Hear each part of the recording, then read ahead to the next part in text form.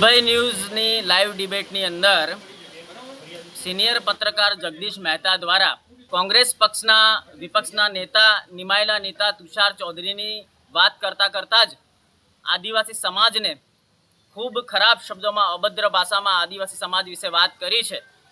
તો આજે Sanjeli police station ખાતે અમે આ પત્રકાર જગદીશ મહેતા વિરુદ્ધ એટ્રોસિટી એક્ટમાં ગુનો દાખલ કરવામાં આવે તેવી અરજી આજે પોલીસ ઇન્સ્પેક્ટર સાહેબને આપી છે અને તાત્કાલિક ધોરણે આ પત્રકાર જગદીશ મહેતા વિરુદ્ધ પોલીસ ફરિયાદ દાખલ કરવામાં આવે એવી રજૂઆત કરી છે।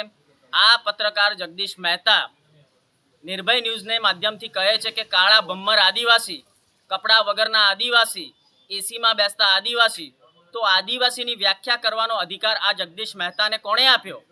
શું આદિવાસીના જનપ્રતિનિધિઓ આજે સારી સક્ષમ થયા છે તો એમનાથી એમને શું દુઃખ થાય છે?